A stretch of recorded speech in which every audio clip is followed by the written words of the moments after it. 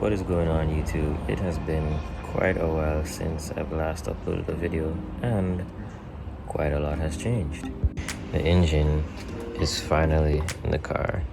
Got started on the wiring, and we are, I'd say, 80% of the way there.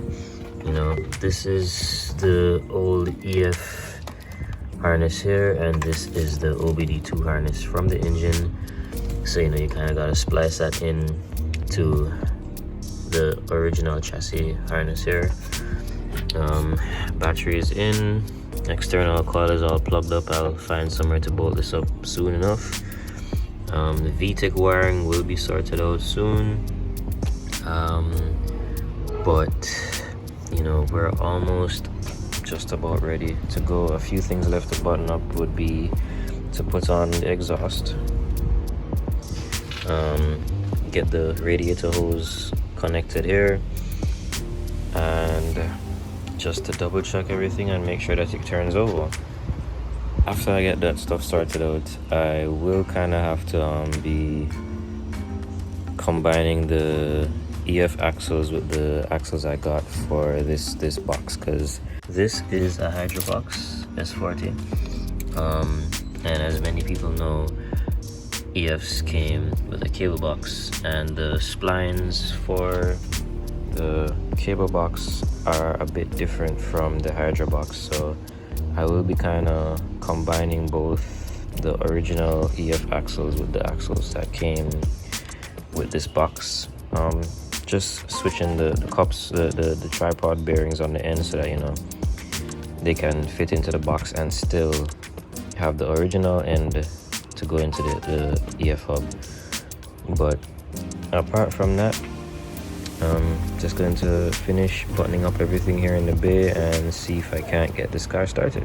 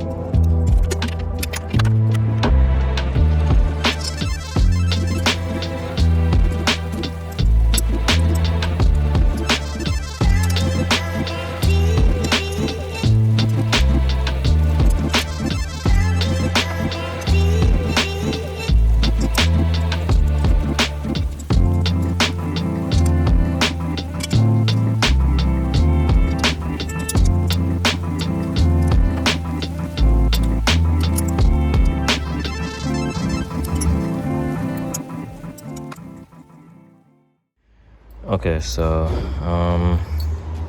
I got the top half of the header installed, but the problem is that the traction bar is causing this to not clear properly. So I'll probably have to I have to change the traction bar, or cut it a bit down there. As you can see, the last owner previously did. It may need a little bit more of clearancing, so that's that. I did change the washers on the filter. The others were leaking, and injectors are plugged back up, so just gonna cut the radiator hose to fit, and we should be ready to try cranking it. Okay, another mini update. Radiator hose is on. I need to fill it up with coolant. The key signal that should be coming to the starter is not passing over for some reason, so I need to check that. But in the meantime, I do have this. I'm just gonna send the signal directly from the battery just to make sure that it cranks, and we'll see how it goes from there.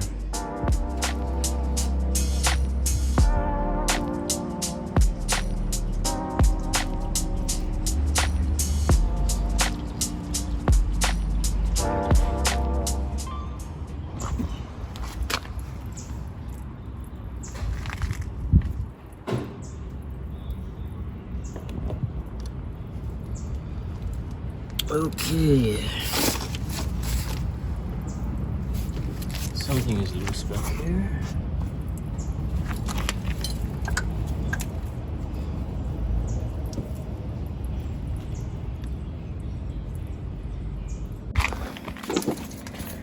Found it. Just that little hole right there. So I gotta plug that up. I tried plugging that hole, but I don't have any hose here at home that is big enough to go over there. I did try with this and too small. This was what was on it apparently, and it broke. So as you can see, they had it plugged up. But guess what? I'm not driving this anywhere today. I'm not really gonna let it run for long. So I really just want to see if it cranks over, if it starts, and that will be pretty much my goal accomplished really. So I'm just gonna try and get it started, even though that is leaking right there. I mean, I just realized I don't even have an overflow bottle anyway. So I've already gotten this far. I think I'll just try and see if I can get it started.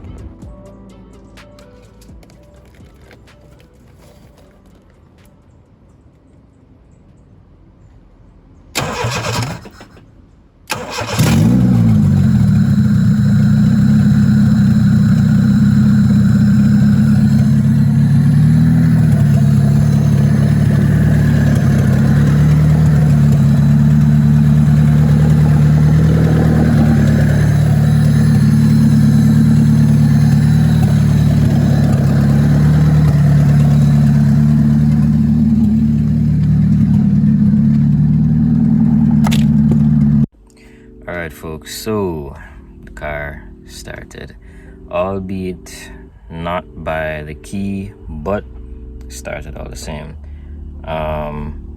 Didn't sound funny while it was running. I mean, you know, open exhaust for now. But it's progress. So a few things that are left for me to sort out are this main relay. So I'm having an issue with the key signal. And let me show you guys. So with the relay connected, oh, it's connected to battery. 1 second. Okay, so with the relay connected, everything comes up.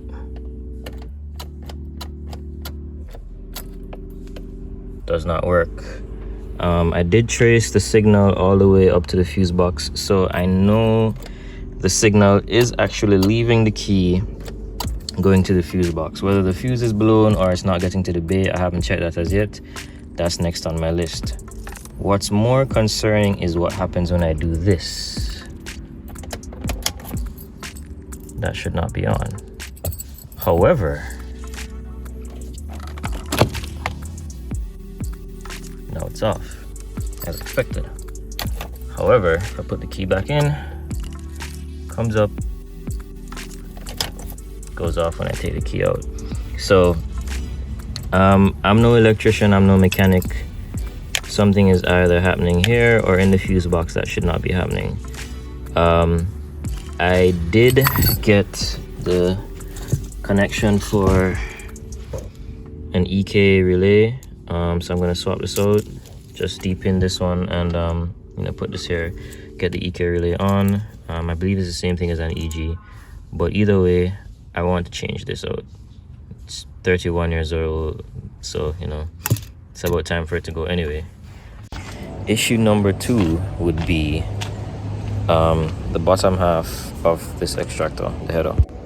So I was trying to put this on, but as I mentioned earlier, there is an issue with both the traction bar as well as the back of the gearbox bracket. Let me see if I can show you that. So right here, this piece that goes across right here, it's causing some issue with the extractor, with this second half here bolting up to the top half of the header.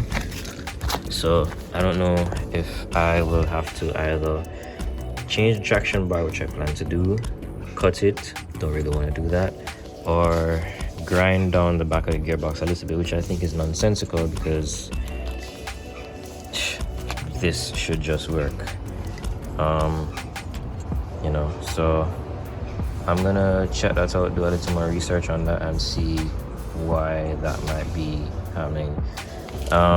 Coolant overflow bottle, I realized don't have one. Coolant leak right here, need to get that sorted out. And then, oh, as you may have seen when I bent down under here, and as I mentioned earlier in the beginning of the video, axles are not connected. But once I'm done with that super long list of things, the car should be drivable.